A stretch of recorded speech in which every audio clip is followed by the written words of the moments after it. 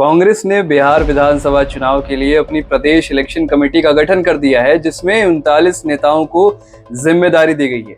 ये एक बड़ा कदम है जो सीधे तौर पर पार्टी की चुनावी रणनीति का हिस्सा माना जा रहा है। किसी भी चुनाव में उम्मीदवारों का चयन सबसे महत्वपूर्ण माना जाता है और ये जो उम्मीदवारों का चयन होता है, इसमें जो उम्मीदवारों का रोल होता है, काम होता है, वो बहुत संवेदनशील होता है और यही इस कमेटी का मुख्य काम है। ये कमेटी सिर्फ नामों पर विचार नहीं करेगी कि वो कौन से ऐसे नाम होंगे जिनको टिकट दिया जाए, बल्कि उम्मीदवारों के जीतने की संभावना, उनके सामाजिक समीकरणों और जनता के बीच उनकी पकड़ का भी गहराई से विश्लेषण करेगी। एक तरह से आप कह सकते हैं कि ये कमेटी पार्टी के लिए ब्रेन ट्रस्ट का काम करेगी। इस कमेटी में शामिल हुए हैं 39 नेता और ये नेता सीधे तौर पर राष्ट्रीय नेतृत्व रिपोर्ट करेंगे। राष्ट्रीय नेतृत्व को, कांग्रेस के राष्ट्रीय नेतृत्व को रिपोर्ट करेंगे, जिसका मतलब है कि इस बार कांग्रेस को कोई भी फैसला जल्दबाजी में नहीं लेना है। वो कोई भी फैसला जल्दबाजी में नहीं लेना चाहती।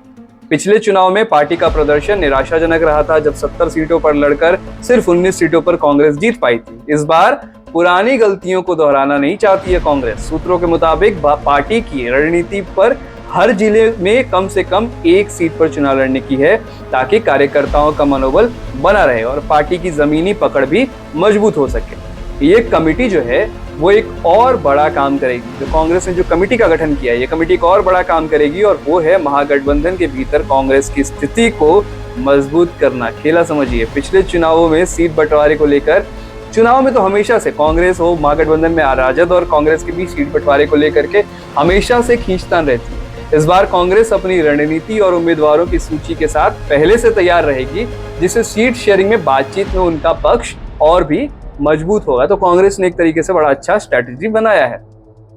कमेटी में प्रदेश अध्यक्ष राजेश राम है, विधानमंडल दल के नेता डॉक्टर शकील अहमद खान है और पूर्व अध्यक्ष डॉक्टर मदन मोहन झा जैसे अनुभवी नेताओं को जगह मिली है। इन नेताओं का चयन न सिर्फ उनके राजनीतिक कद को दिखाता है, बल्कि ये भी दर्शाता है कि पार्टी इस बार एकजुट होकर चुनाव लड़ना चाहती है। कुल मिलाकर कांग्रेस की ये 39 सदस्यों की जो कमेटी बनाई है कांग्रेस ने, ये सिर्फ उम्मीदवारों का चयन नहीं करेगी। मैं एक बार फिर आपको बता दूं, कांग्रेस ने बड़ा दांव खेला। ये उम्मीदवारों का चयन नहीं करेगी, बल्कि एक व्यापक चुनावी रोड मैप तैयार करेगी और ये एक ऐसा कदम है जो बिहार की राजनीति में कांग्रेस की वापसी की महत्वाकांक्षा को दिखाता है।